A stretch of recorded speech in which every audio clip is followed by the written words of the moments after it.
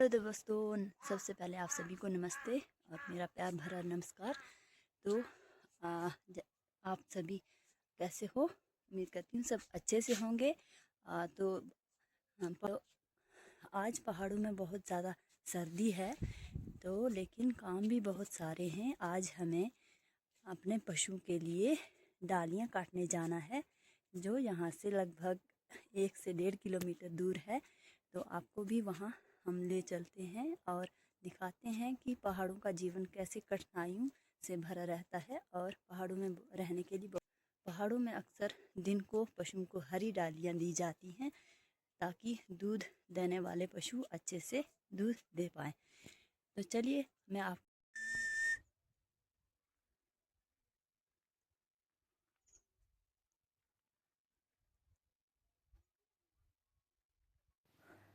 तो देखिए, आज सुबह बहुत ही अच्छी धूप खिली हुई है और ये दूर से हमारे घर का व्यू कितना अच्छा दिखाई दे रहा है। ये मैं ये लेके बांधने के लिए चल पड़ी हूँ। और देखिए, यहाँ पर सरसों पे आज कोहरा पड़ा हुआ है, क्योंकि कल से बहुत ज़्यादा सर्दी हो रखी है। कल थोड़ी थोड़ी बर्फ़ पड़ी थी पहाड़ों पे और आज तो बिल्कुल ही पिघल चुकी है। ये है हमारी गौशाला, जो मिट्टी की बनी हुई है और गायों को इसमें सर्दी कम लगती है। ये गाय पूरा इंतज़ार कर रही ही हैं कि कब तक हरी डाली लाएं और हम खाएं। ये अभी हम पहुंच गए हैं रास्ते में, मैं और मेरे पति देव। और इस इतने में हमारा जो कुत्ता है वो कहीं से टपक पड़ता है, क्योंकि वो सुबह से लापता था और अभी यहाँ आ गया है। जहाँ पर हम गए थे पेड़ की डालियाँ काटने, वहाँ पे कोई और भी काट रहा था, तो ये वहाँ चले गए और मैंने अपना काम शुरू कर दिया। थोड़ी सी डालियाँ मैंने काट ली। और पेड़ पर चलना कोई आसान काम नहीं है, जितना ये आसान दिखता है उतना है नहीं। तो अगर आपको प्रैक्टिस नहीं है तो आप इस काम को मत कीजिए, नहीं तो इस काम को करते करते आपके हाथ पैर भी कट सकते हैं, क्योंकि दराटी चलाना कोई आसान काम नहीं होता, मुश्किल से भरा रहता है। और ये देखिए, मैं तो ऊपर पेड़ पे चढ़ गई हूँ और काट रही हूँ। थोड़ी सी काटने के बाद मैं फिर नीचे उतर गई, इसमें मेरे पति देव आ गया और फिर उन्होंने काटी। और तो ये देखिए, ये तो मज़े कर रहा है इधर उधर।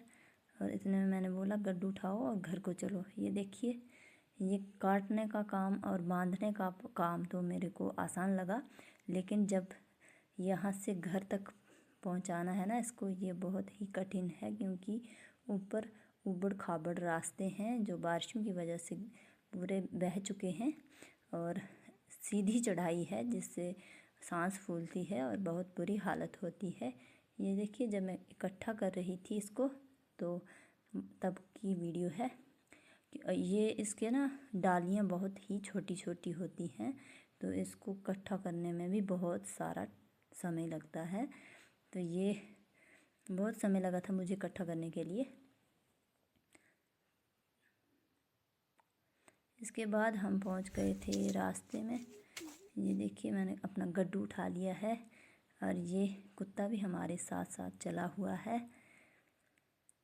ये भाग जाता है, पर आज कुछ बड़ा दयालु हुआ है जो हमारे साथ चला है। ये सामने जो घर दिखाई दे रहा है, ये चाचा जी का है। और यहाँ पे देखिए टावर भी है, जहाँ से नेटवर्क आता है। ये लोगों ने जो घास इकट्ठा किया है सूखा, ये सर्दियों के लिए है। ये अभी से ही सरसों फूल गई है यहाँ पर। और देखिए सामने का व्यू कैसा है, बहुत ही सुंदर व्यू है। और थोड़ी सी दूर आगे चलते हुए हमने देखिए ये देखा कि एक सीमेंटेड बाउली बनी हुई है, जिसमें पशुओं को पानी पिलाया जाता है। देखिए, ये रास्ते बहुत ही कठिन होते हैं पहाड़ों के। थोड़ी सी स्लिप लगी तो इंसान नाले में पहुंच जाता है।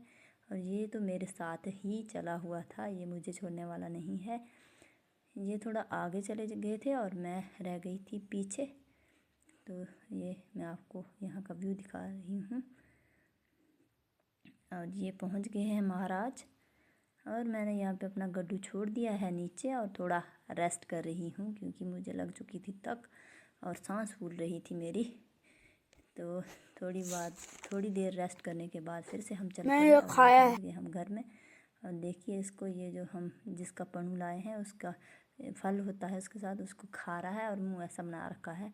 इसके बाद हमने घर में आके भैंस को छोड़ा और डालियाँ डाली थी धूप में क्योंकि आज पशुओं को बाहर छोड़ना है, बहुत ही अच्छी धूप लगी हुई है। तो ये हमने भैंस को और गायों को छोड़ दिया है और मैंने इसको भेज दिया है बांधने के लिए। मैंने बोला बांध के आओ। और इसके बाद बारी थी गोबर को इकट्ठा करने की। तो यहाँ पर ये मैं किरड़ लाने गई थी बाहर, किरड़ लेके आ चुकी हूँ जिसमें हम पहाड़ी लोग गोबर भरते हैं, इसको किरड़ बोलते हैं। और ये है भांजी जो भैंस के बच्चे के साथ खेल रही थी। कितना प्यारा बच्चा है ना ये वीडियो थोड़ी आगे कैसे हो गई पता नहीं चला।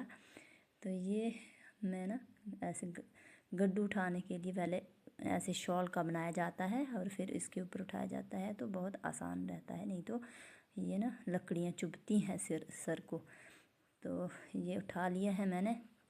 आज तो मैंने थोड़ा सा ही लाया था क्योंकि इतने दूर भारी पहुंचाना मुश्किल हो जाता है। इसके बाद मैंने ये गोबर भर दिया था और ये ज़िद कर रहा था कि मैं डालूँगा, तो मैंने भेज दिया इसको डालने के लिए क्योंकि बच्चों से भी काम करवाना चाहिए। पहाड़ों में रहना है तो आपको परिश्रम तो करना पड़ेगा ना, मेहनत करनी पड़ेगी। इसके बाद मैंने अपने घर में पूरे घर में झाड़ू पोछा लगाया और बहुत ही ठंडा पानी था तो मैंने ठंडे पानी से ही पोछा लगाया क्योंकि ये स्टैंडिंग है तो इसमें उतनी ज़्यादा मुश्किल नहीं थी। इसके बाद हम गए थे और इतनी धूल मिट्टी थी तो हमारे सारे कपड़े गंदे हो गए थे। तो मैंने बच्चों को भी नहला धुला के उनके कपड़े धो डाले थे और अपने भी यहाँ पर मैं लगी हुई हूँ, बाहर ही कपड़े धो रही हूँ मैं क्योंकि बाहर धूप खिली हुई थी। और ये देखिए ये नहा रहा था तो पानी थोड़ा सा ठंडा था तो ये उछल रहा था। इसके बाद हम चले गए किचन में और जहाँ पे बन रहा था मीठा भात क्योंकि आज है व्रत सत्यनारायण जी का। तो ये हमने आग के ऊपर भात चढ़ाया था और ये इसकी नौटंकी शुरू हो गई थी, कह रहा था कि मुझे भूख लगी है।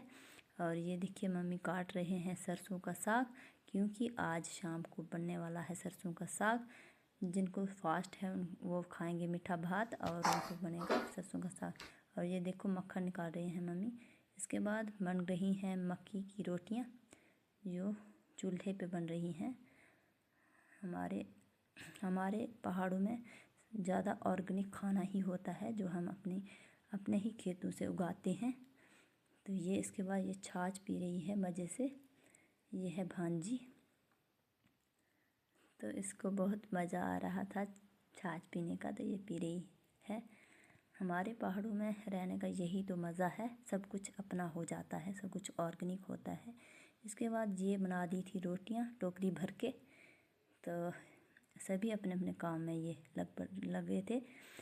तो देखिए आज का ब्लॉग मैं यही ख़त्म करती हूँ, कल एक नया ब्लॉग लेके आऊँगी। तब तक के लिए बाय बाय। और एक और गुजारिश है कि मेरे चैनल को सब्सक्राइब करें और अगर आपको मेरी वीडियो अच्छी लगी हो तो कमेंट करें और अपने दोस्तों के साथ शेयर करें। कल फिर एक नई वीडियो के साथ आऊँगी। तब